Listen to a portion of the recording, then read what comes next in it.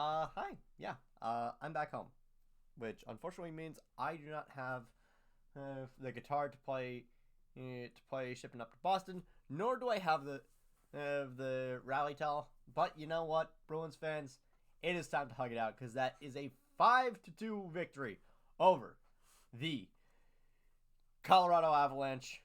Welcome back down into the den, and this one takes us single-handedly up to the top team in the league. Now, yes, Colorado,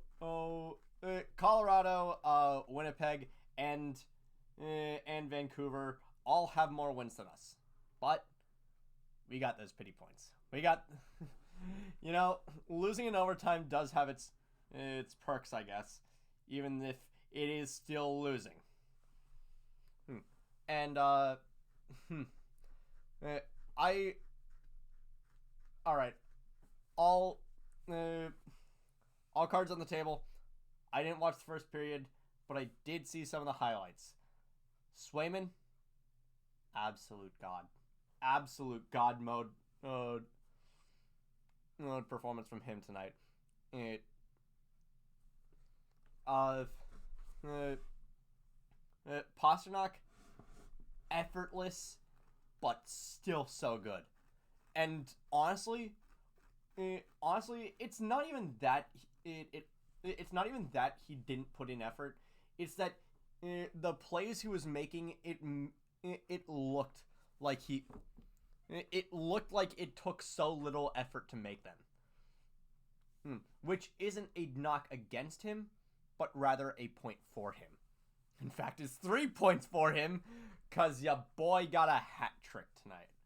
And yes, one of those goals was an empty netter, but he had to work for that one. It was not a one-man job. DeBrusk, fantastic that he's back on. In the score sheet. But one player is still kind of bugging me. Zaka. I think honestly, he. There needs to be a conversation about him. There really needs to be a conversation about him. Particularly because he's only scored one goal in the past month and a half. The last goal that he scored was New Year's Eve. The last time he scored before then, November 30th. He has scored one goal in the past month and a half. And yes, he is putting in the work, Eric, and I think that and like I had said with DeBrusk, the overemphasis on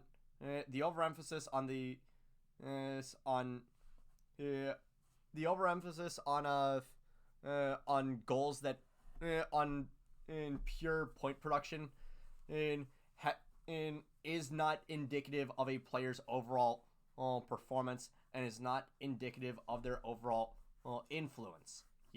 Chara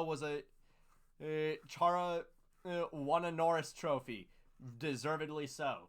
Chara did not put up many points, but he was incredible defensively.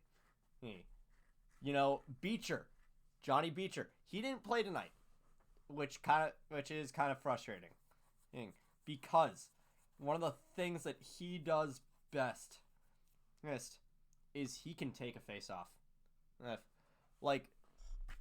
For all the criticisms you can make about Johnny Beecher, the one that you cannot make is the fact that he is really, really good at the face-off dot. For Zaka, I feel like he's contributing a lot. For Zaka, I like his contributions right now. I want to see it on the score sheet, though. In fact, I don't really want to see it. I need to see it on the score sheet. I need to see, and yes, he's still getting assists. He's still, and he still has a bunch of value to this team. But it needs to show up in more than It needs to look. I think I remember.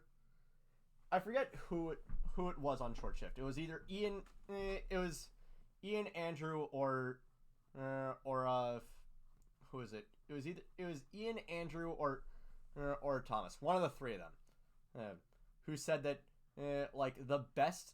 I think it might have been Ian, and it was the best. The best forwards are the ones whose names you hear.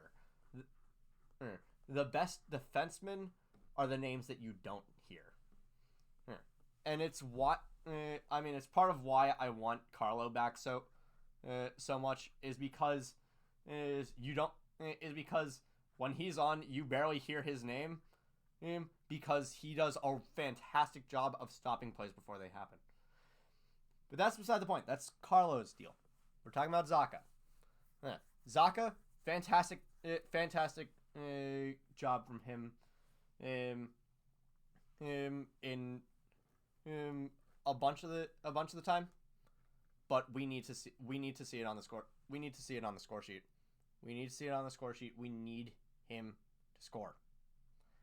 And speaking of scoring, Jacob Lauko, fantastic, great job from him.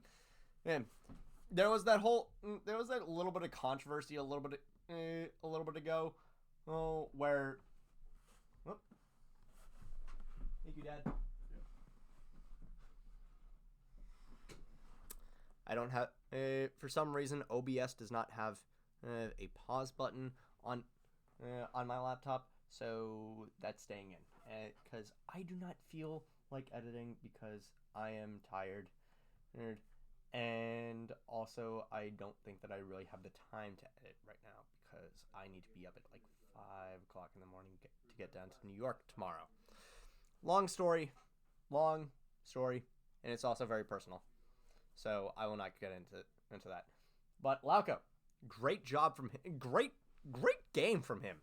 There was that whole there was a little bit of controversy a little bit ago, where he had ended up during second intermission, and there was a like from him from his Twitter account for a tweet that directly mentioned him in a negative manner. And there was a whole everybody on Bruins Twitter was like this is on the one hand this is funny as hell, but on the other hand this is a horrible look for him, and to be name searching yourself and in the middle of intermission, and yeah, that would be a horrible look if it was him doing it.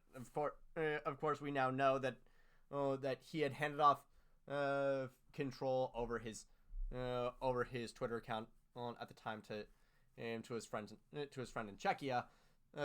So they were the ones name searching him, and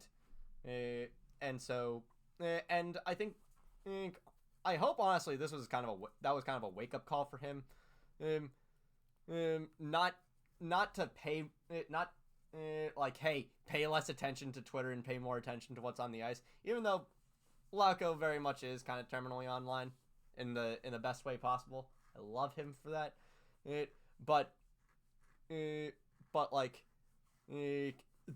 Tonight's game was his best game of the season, and it showed up on the score sheet. He ended up with his first goal of the season.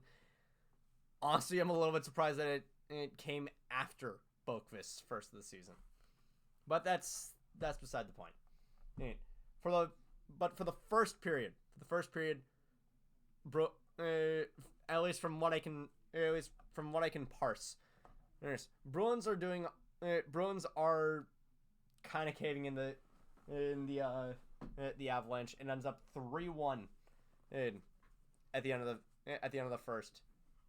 I kind of forget how the Avalanche scored their goal. But on the DeBrusk goal, there was that review that basically decided if the Makar goal against Edmonton a few years ago, you know exactly the one I'm talking about. If that goal stands, this goal stands, and that's exactly what happened. And the Bruins ended up on the power play, ended up going nowhere. Boo-hoo. We're still up 3-1 at the end of the first. Second period. I'm at the bar with my dad, and I am about I am my only cocktail into the game. And Bruins give up a pretty crappy one, but it's McKinnon. Nate, like honestly, I will. If I were a betting man, I would put it right now. Nathan McKinnon is going to win the Hart. This is his year. The way that he is playing, he is on a whole like even with Kucherov being even with Nikita Kucherov being as good as he is, Nathan McKinnon is on a whole nother echelon of how insane he is playing.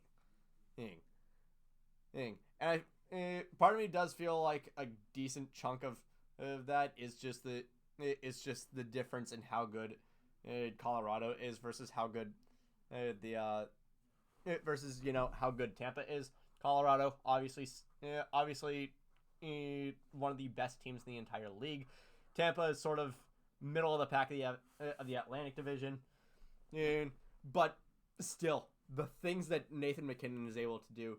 Oh, Swayman, Swayman tries to make a save. He does a decent job. He gets most of it, but it trickles out between his legs, and McKinnon is there to tap it through. And neither Parker Wotherspoon nor Matt Grzelcyk are there to can get there fast enough to stop it. Wotherspoon's been fine. Grzelcyk,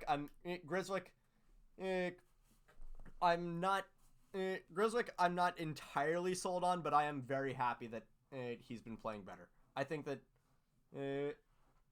although to be fair, every player is going to have dry spells once in a while. It just so happened that Grzelcyk's was particularly bad, but thank God that seems to be over. Now, third period. Bruins are. I mean, first of all, I didn't really see the first 5 minutes because I was out walking the dog. I didn't watch 25 minutes of this game, because I was out doing other stuff. I'm sorry. First period I've listened to on the radio. Second period I watched at the bar. Third period I didn't get half of it. I'm sorry. But third period, it is when it starts to get away from Colorado. Oh yes, Cale Makar is still giving us fits. Yes, Alexander Georgiev is keeping pace with Alexander Georgiev is very much keeping pace with Jeremy Swayman. But eventually, the puck squirts during a puck battle along the end boards. Actually, no, not along the end boards. Along the sideboards in the Avalanche zone. The puck squirts out to Jake DeBrusk, and he sees out of his periphery Pastrnak just screaming down to the onto center to the center to about the slot, and he pretty much just passes it to Pasta, and Pasta just he has his stick there. It deflects. It bounces off his stick behind Georgiev. Amazing play. This is what I was saying when I was talking about Pastrnak. The plays he was making felt effort. he was putting in effort, but they felt effortless. But they were so smooth that it looked effortless. Yes, that put us up 4-2. Oh, oh, I think while we were on the we were on the power play during that, because in the last 5 minutes, it's I forget if this was on the this was on the no wait, this is on the I think this was on the Manson interference penalty. Actually, no, it wasn't. It wasn't. It was on the high sticking penalty. Manson interference penalty happened near the end of the second period, and I think Coyle went for tripping in like a minute afterwards. So there was like 20 seconds of a 4-on-4 to start the third, and then Bruins had to spend the next minute on the penalty kill. Which, by the way, penalty kill was great. Penalty kill was always great. But here. But here we had 2 seconds left on the power play, and we scored. I think it was the high sticking, which honestly, I think I'm not entirely sure whether this was going to be a 2-minute or a 4-minute, because Coyle was bleeding. It was just but it was sort of just a little bit. I don't know what kind of tests they run in Toronto. How many milliliters of blood you need to spill for it to be a double minor rather than just a single minor for high sticking. But I'm not in charge of player safety. George Peros is, and oh boy howdy does he do a job at that. Anyway. Actually, no. Now that I'm thinking about it, it is the high stick. It was absolutely the high sticking penalty because I was telling my dad, no matter what, at the end of this Colorado is probably pulling Georgiev, and they did. They did after the Pasternak goal. Well, and during the last minute or so, Pasta is just on one of those perpetual shifts, where he's just out there, burning. He's just doing cardio for like the last minute and a half, if just for a chance of getting a hat trick. And he almost does. He almost does on his own.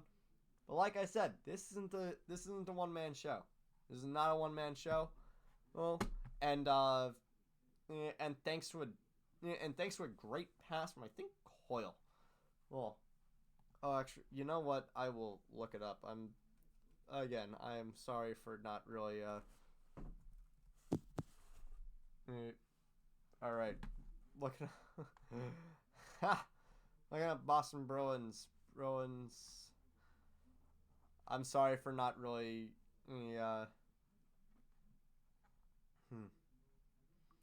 if ESPN will load. From Coyle. Well, a great pass from thanks to increased pressure from Coyle. And a great pass from him. Pasta ends up with the hat trick, his 18th of his career, and that puts the game away. And that does it for the.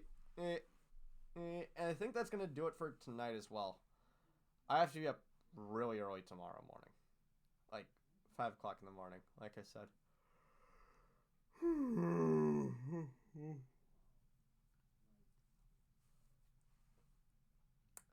Thank you all so much for watching. I will see you guys on Saturday. Take care.